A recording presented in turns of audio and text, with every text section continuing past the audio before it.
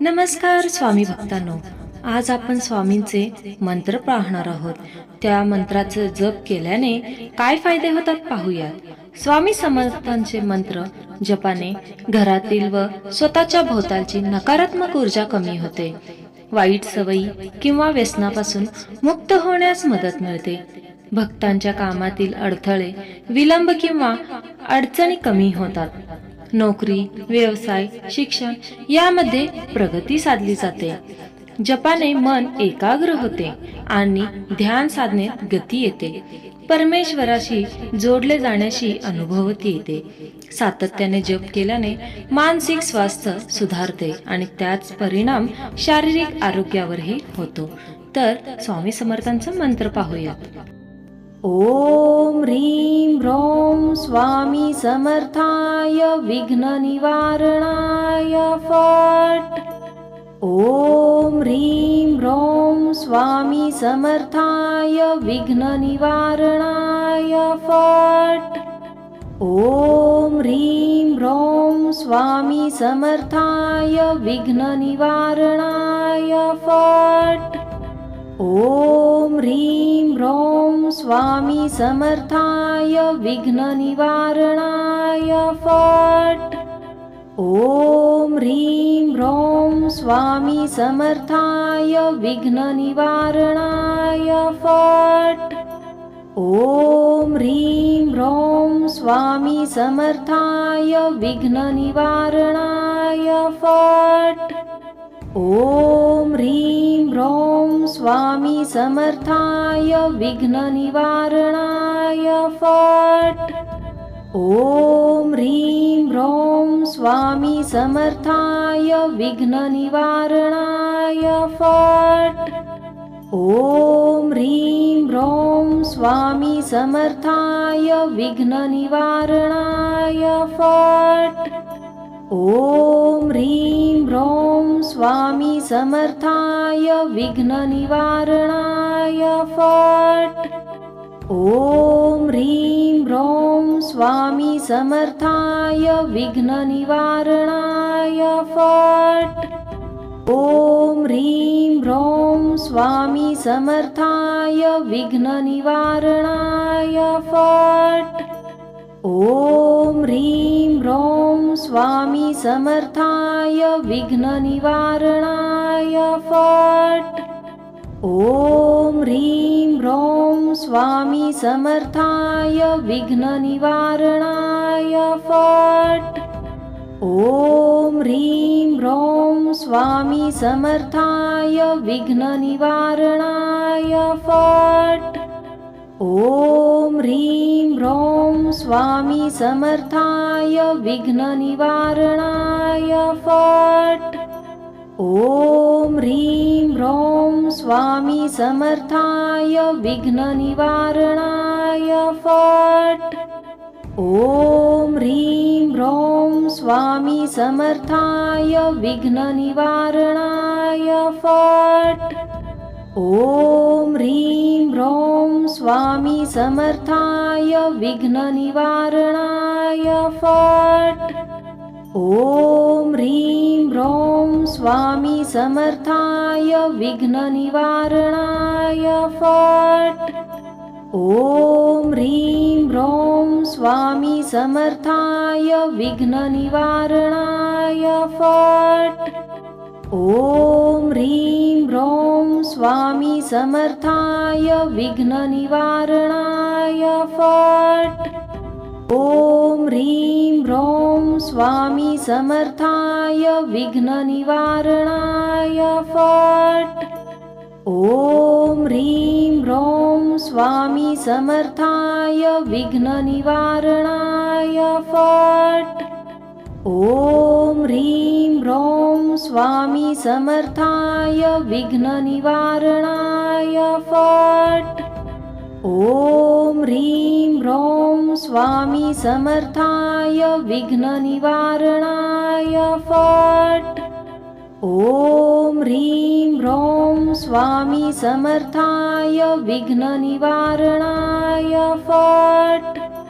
ॐ ह्रीं ह्रौं स्वामी समर्थाय विघ्ननिवारणाय फट्। ॐ ह्रीं ह्रौं स्वामी समर्थाय विघ्ननिवारणाय फट्। ॐ ह्रीं ह्रौं स्वामी समर्थाय विघ्ननिवारणाय फट्। ॐ ह्रीं ह्रौं स्वामी समर्थाय विघ्ननिवारणाय फट्। ॐ ह्रीं ह्रौं स्वामी समर्थाय विघ्ननिवारणाय फट्। ॐ ह्रीं ह्रौं स्वामी समर्थाय विघ्ननिवारणाय फट्। ॐ ह्रीं ह्रौं स्वामी समर्थाय विघ्ननिवारणाय फट्। ॐ ह्रीं ह्रौं स्वामी समर्थाय विघ्ननिवारणाय फट्। ॐ ह्रीं ह्रौं स्वामी समर्थाय विघ्ननिवारणाय फट्। ॐ ह्रीं ह्रौं स्वामी समर्थाय विघ्ननिवारणाय फट्। ॐ ह्रीं ह्रौं स्वामी समर्थाय विघ्ननिवारणाय फट्। ॐ ह्रीं ह्रौं स्वामी समर्थाय विघ्ननिवारणाय फट्। ॐ ह्रीं ह्रौं स्वामी समर्थाय विघ्ननिवारणाय फट्। ॐ ह्रीं ह्रौं स्वामी समर्थाय विघ्ननिवारणाय फट्। ॐ ह्रीं ह्रौं स्वामी समर्थाय विघ्ननिवारणाय फट्। ॐ ह्रीं ह्रौं स्वामी समर्थाय विघ्ननिवारणाय फट्। ॐ ह्रीं ह्रौं स्वामी समर्थाय विघ्ननिवारणाय फट्। ॐ ह्रीं ह्रौं स्वामी समर्थाय विघ्ननिवारणाय फट्। ॐ ह्रीं ह्रौं स्वामी समर्थाय विघ्ननिवारणाय फट्। ॐ ह्रीं ह्रौं स्वामी समर्थाय विघ्ननिवारणाय फट्। ॐ ह्रीं ह्रौं स्वामी समर्थाय विघ्ननिवारणाय फट्। ॐ ह्रीं ह्रौं स्वामी समर्थाय विघ्ननिवारणाय फट्। ॐ ह्रीं ह्रौं स्वामी समर्थाय विघ्ननिवारणाय फट्। ॐ ह्रीं ह्रौं स्वामी समर्थाय विघ्ननिवारणाय फट्। ॐ ह्रीं ह्रौं स्वामी समर्थाय विघ्ननिवारणाय फट्। ॐ ह्रीं ह्रौं स्वामी समर्थाय विघ्ननिवारणाय फट्। ॐ ह्रीं ह्रौं स्वामी समर्थाय विघ्ननिवारणाय फट्। ॐ ह्रीं ह्रौं स्वामी समर्थाय विघ्ननिवारणाय फट्। ॐ ह्रीं ह्रौं स्वामी समर्थाय विघ्ननिवारणाय फट्। ॐ ह्रीं ह्रौं स्वामी समर्थाय विघ्ननिवारणाय फट्। ॐ ह्रीं ह्रौं स्वामी समर्थाय विघ्ननिवारणाय फट्। ॐ ह्रीं ह्रौं स्वामी समर्थाय विघ्ननिवारणाय फट्। ॐ ह्रीं ह्रौं स्वामी समर्थाय विघ्ननिवारणाय फट्। ॐ ह्रीं ह्रौं स्वामी समर्थाय विघ्ननिवारणाय फट्। ॐ ह्रीं ह्रौं स्वामी समर्थाय विघ्ननिवारणाय फट्। ॐ ह्रीं ह्रौं स्वामी समर्थाय विघ्ननिवारणाय फट्। ॐ ह्रीं ह्रौं स्वामी समर्थाय विघ्ननिवारणाय फट्। ॐ ह्रीं ह्रौं स्वामी समर्थाय विघ्ननिवारणाय फट्। ॐ ह्रीं ह्रौं स्वामी समर्थाय विघ्ननिवारणाय फट्। ॐ ह्रीं ह्रौं स्वामी समर्थाय विघ्ननिवारणाय फट्। ॐ ह्रीं ह्रौं स्वामी समर्थाय विघ्ननिवारणाय फट्। ॐ ह्रीं ह्रौं स्वामी समर्थाय विघ्ननिवारणाय फट्। ॐ ह्रीं ह्रौं स्वामी समर्थाय विघ्ननिवारणाय फट्। ॐ ह्रीं ह्रौं स्वामी समर्थाय विघ्ननिवारणाय फट्। ॐ ह्रीं ह्रौं स्वामी समर्थाय विघ्ननिवारणाय फट्। ॐ ह्रीं ह्रौं स्वामी समर्थाय विघ्ननिवारणाय फट्। ॐ ह्रीं ह्रौं स्वामी समर्थाय विघ्ननिवारणाय फट्। ॐ ह्रीं ह्रौं स्वामी समर्थाय विघ्ननिवारणाय फट्। ॐ ह्रीं ह्रौं स्वामी समर्थाय विघ्ननिवारणाय फट्। ॐ ह्रीं ह्रौं स्वामी समर्थाय विघ्ननिवारणाय फट्। ॐ ह्रीं ह्रौं स्वामी समर्थाय विघ्ननिवारणाय फट्। ॐ ह्रीं ह्रौं स्वामी समर्थाय विघ्ननिवारणाय फट्। ॐ ह्रीं ह्रौं स्वामी समर्थाय विघ्ननिवारणाय फट्। ॐ ह्रीं ह्रौं स्वामी समर्थाय विघ्ननिवारणाय फट्। ॐ ह्रीं ह्रौं स्वामी समर्थाय विघ्ननिवारणाय फट्। ॐ ह्रीं ह्रौं स्वामी समर्थाय विघ्ननिवारणाय फट्। ॐ ह्रीं ह्रौं स्वामी समर्थाय विघ्ननिवारणाय फट्। ॐ ह्रीं ह्रौं स्वामी समर्थाय विघ्ननिवारणाय फट्।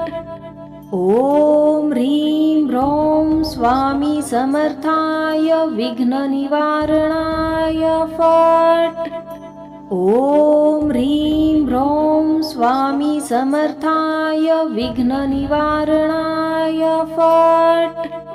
ॐ ह्रीं ह्रौं स्वामी समर्थाय विघ्ननिवारणाय फट्। ॐ ह्रीं ह्रौं स्वामी समर्थाय विघ्ननिवारणाय फट्। ॐ ह्रीं ह्रौं स्वामी समर्थाय विघ्ननिवारणाय फट्। ॐ ह्रीं ह्रौं स्वामी समर्थाय विघ्ननिवारणाय फट्। ॐ ह्रीं ह्रौं स्वामी समर्थाय विघ्ननिवारणाय फट्। ॐ ह्रीं ह्रौं स्वामी समर्थाय विघ्ननिवारणाय फट्। ॐ ह्रीं ह्रौं स्वामी समर्थाय विघ्ननिवारणाय फट्। ॐ ह्रीं ह्रौं स्वामी समर्थाय विघ्ननिवारणाय फट्। ॐ ह्रीं ह्रौं स्वामी समर्थाय विघ्ननिवारणाय फट्। ॐ ह्रीं ह्रौं स्वामी समर्थाय विघ्ननिवारणाय फट्। ॐ ह्रीं ह्रौं स्वामी समर्थाय विघ्ननिवारणाय फट्। ॐ ह्रीं ह्रौं स्वामी समर्थाय विघ्ननिवारणाय फट्। ॐ ह्रीं ह्रौं स्वामी समर्थाय विघ्ननिवारणाय फट्। ॐ ह्रीं ह्रौं स्वामी समर्थाय विघ्ननिवारणाय फट्। ॐ ह्रीं ह्रौं स्वामी समर्थाय विघ्ननिवारणाय फट्। ॐ ह्रीं ह्रौं स्वामी समर्थाय विघ्ननिवारणाय फट्। ॐ ह्रीं ह्रौं स्वामी समर्थाय विघ्ननिवारणाय फट्। ॐ ह्रीं ह्रौं स्वामी समर्थाय विघ्ननिवारणाय फट्। ॐ ह्रीं ह्रौं स्वामी समर्थाय विघ्ननिवारणाय फट्। ॐ ह्रीं ह्रौं स्वामी समर्थाय विघ्ननिवारणाय फट्। ॐ ह्रीं ह्रौं स्वामी समर्थाय विघ्ननिवारणाय फट्। ॐ ह्रीं ह्रौं स्वामी समर्थाय विघ्ननिवारणाय फट्। ॐ ह्रीं ह्रौं स्वामी समर्थाय विघ्ननिवारणाय फट्। ॐ ह्रीं ह्रौं स्वामी समर्थाय विघ्ननिवारणाय फट्। ॐ ह्रीं ह्रौं स्वामी समर्थाय विघ्ननिवारणाय फट्। ॐ ह्रीं ह्रौं स्वामी समर्थाय विघ्ननिवारणाय फट्। ॐ ह्रीं ह्रौं स्वामी समर्थाय विघ्ननिवारणाय फट्। ॐ ह्रीं ह्रौं स्वामी समर्थाय विघ्ननिवारणाय फट्। ॐ ह्रीं ह्रौं स्वामी समर्थाय विघ्ननिवारणाय फट्। ॐ ह्रीं ह्रौं स्वामी समर्थाय विघ्ननिवारणाय फट्। ॐ ह्रीं ह्रौं स्वामी समर्थाय विघ्ननिवारणाय फट्। ॐ ह्रीं ह्रौं स्वामी समर्थाय विघ्ननिवारणाय फट्। ॐ ह्रीं ह्रौं स्वामी समर्थाय विघ्ननिवारणाय फट्। ॐ ह्रीं ह्रौं स्वामी समर्थाय विघ्ननिवारणाय फट्। ॐ ह्रीं ह्रौं स्वामी समर्थाय विघ्ननिवारणाय फट्। ॐ ह्रीं ह्रौं स्वामी समर्थाय विघ्ननिवारणाय फट्। ॐ ह्रीं ह्रौं स्वामी समर्थाय विघ्ननिवारणाय फट्। ॐ ह्रीं ह्रौं स्वामी समर्थाय विघ्ननिवारणाय फट्। ॐ ह्रीं ह्रौं स्वामी समर्थाय विघ्ननिवारणाय फट्। ॐ ह्रीं ह्रौं स्वामी समर्थाय विघ्ननिवारणाय फट्। ॐ ह्रीं ह्रौं स्वामी समर्थाय विघ्ननिवारणाय फट्। ॐ ह्रीं ह्रौं स्वामी समर्थाय विघ्ननिवारणाय फट्। ॐ ह्रीं ह्रौं स्वामी समर्थाय विघ्ननिवारणाय फट्। ॐ ह्रीं ह्रौं स्वामी समर्थाय विघ्ननिवारणाय फट्। ॐ ह्रीं ह्रौं स्वामी समर्थाय विघ्ननिवारणाय फट्। ॐ ह्रीं ह्रौं स्वामी समर्थाय विघ्ननिवारणाय फट्। ॐ ह्रीं ह्रौं स्वामी समर्थाय विघ्ननिवारणाय फट्। ॐ ह्रीं ह्रौं स्वामी समर्थाय विघ्ननिवारणाय फट्। ॐ ह्रीं ह्रौं स्वामी समर्थाय विघ्ननिवारणाय फट्। ॐ ह्रीं ह्रौं स्वामी समर्थाय विघ्ननिवारणाय फट्। ॐ ह्रीं ह्रौं स्वामी समर्थाय विघ्ननिवारणाय फट्। ॐ ह्रीं ह्रौं स्वामी समर्थाय विघ्ननिवारणाय फट्। ॐ ह्रीं ह्रौं स्वामी समर्थाय विघ्ननिवारणाय फट्। ॐ ह्रीं ह्रौं स्वामी समर्थाय विघ्ननिवारणाय फट्। ॐ ह्रीं ह्रौं स्वामी समर्थाय विघ्ननिवारणाय फट्। ॐ ह्रीं ह्रौं स्वामी समर्थाय विघ्ननिवारणाय फट्। ॐ ह्रीं ह्रौं स्वामी समर्थाय विघ्ननिवारणाय फट्। ॐ ह्रीं ह्रौं स्वामी समर्थाय विघ्ननिवारणाय फट्। ॐ ह्रीं ह्रौं स्वामी समर्थाय विघ्ननिवारणाय फट्। ॐ ह्रीं ह्रौं स्वामी समर्थाय विघ्ननिवारणाय फट्। ॐ ह्रीं ह्रौं स्वामी समर्थाय विघ्ननिवारणाय फट्। ॐ ह्रीं ह्रौं स्वामी समर्थाय विघ्ननिवारणाय फट्। ॐ ह्रीं ह्रौं स्वामी समर्थाय विघ्ननिवारणाय फट्। ॐ ह्रीं ह्रौं स्वामी समर्थाय विघ्ननिवारणाय फट्। ॐ ह्रीं ह्रौं स्वामी समर्थाय विघ्ननिवारणाय फट्। ॐ ह्रीं ह्रौं स्वामी समर्थाय विघ्ननिवारणाय फट्।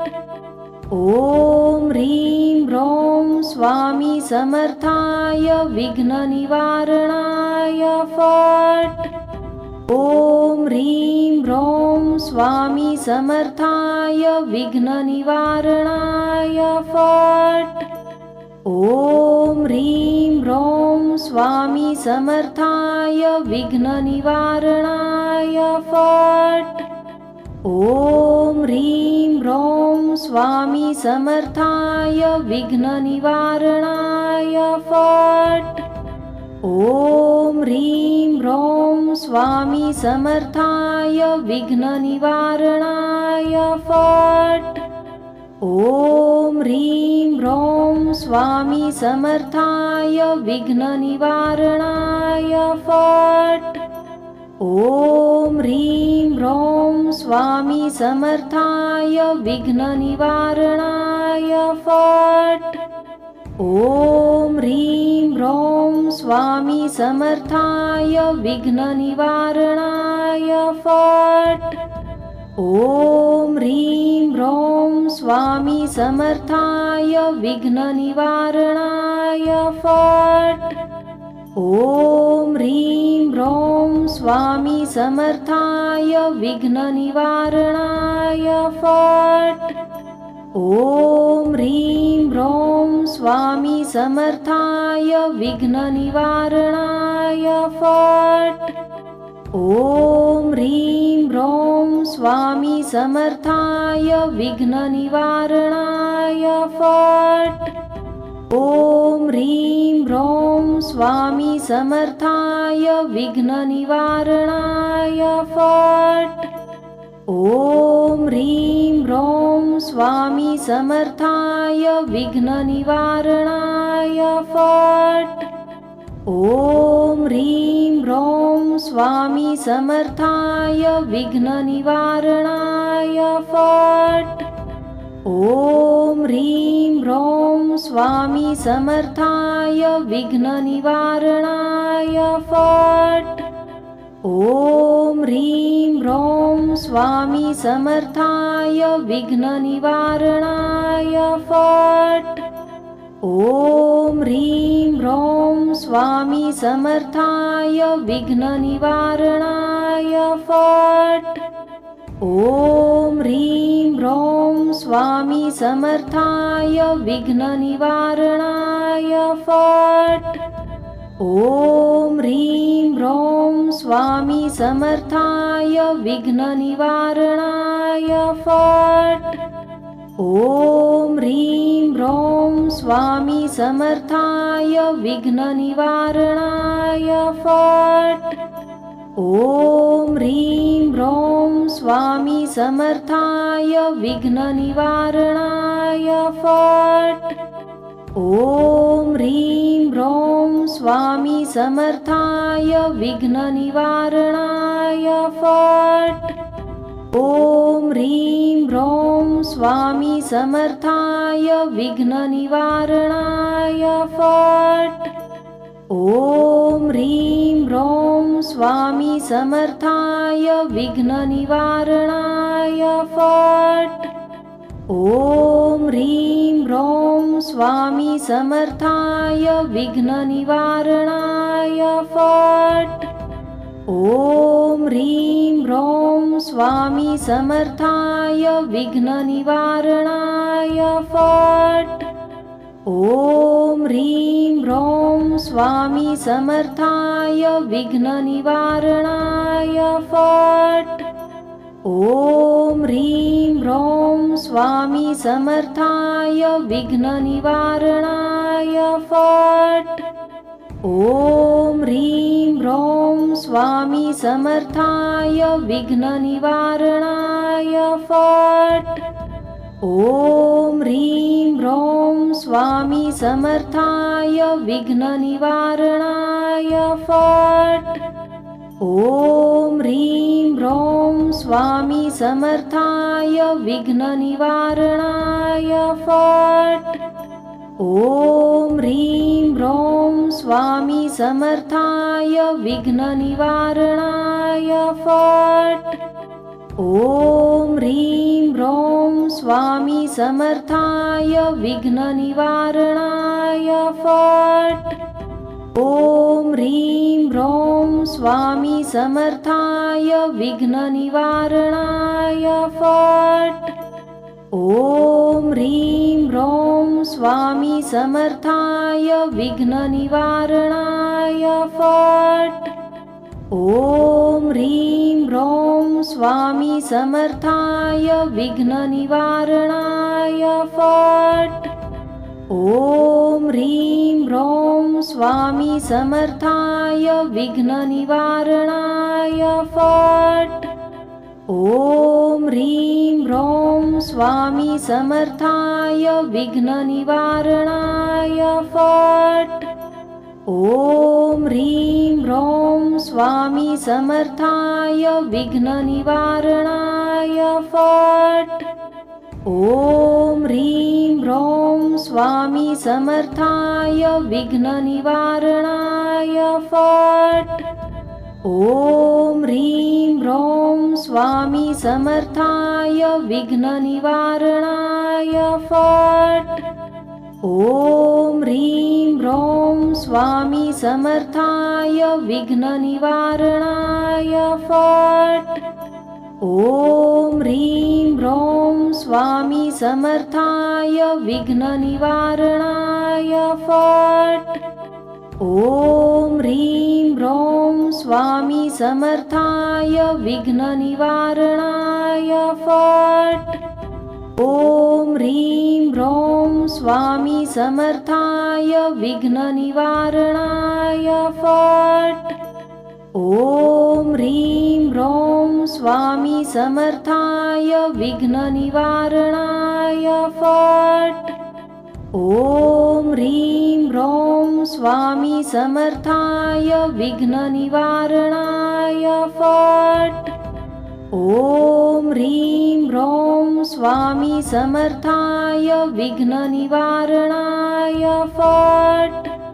ॐ ह्रीं ह्रौं स्वामी समर्थाय विघ्ननिवारणाय फट्। ॐ ह्रीं ह्रौं स्वामी समर्थाय विघ्ननिवारणाय फट्। ॐ ह्रीं ह्रौं स्वामी समर्थाय विघ्ननिवारणाय फट्। ॐ ह्रीं ह्रौं स्वामी समर्थाय विघ्ननिवारणाय फट्।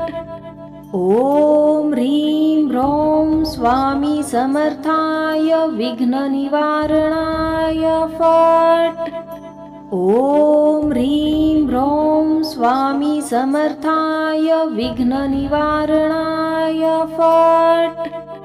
ॐ ह्रीं ह्रौं स्वामी समर्थाय विघ्ननिवारणाय फट्। ॐ ह्रीं ह्रौं स्वामी समर्थाय विघ्ननिवारणाय फट्। ॐ ह्रीं ह्रौं स्वामी समर्थाय विघ्ननिवारणाय फट्। ॐ ह्रीं ह्रौं स्वामी समर्थाय विघ्ननिवारणाय फट्। ॐ ह्रीं ह्रौं स्वामी समर्थाय विघ्ननिवारणाय फट्। ॐ ह्रीं ह्रौं स्वामी समर्थाय विघ्ननिवारणाय फट्। ॐ ह्रीं ह्रौं स्वामी समर्थाय विघ्ननिवारणाय फट्। ॐ ह्रीं ह्रौं स्वामी समर्थाय विघ्ननिवारणाय फट्। ॐ ह्रीं ह्रौं स्वामी समर्थाय विघ्ननिवारणाय फट्। ॐ ह्रीं ह्रौं स्वामी समर्थाय विघ्ननिवारणाय फट्।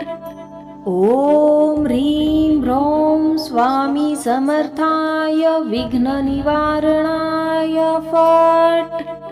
ॐ ह्रीं ह्रौं स्वामी समर्थाय विघ्ननिवारणाय फट्।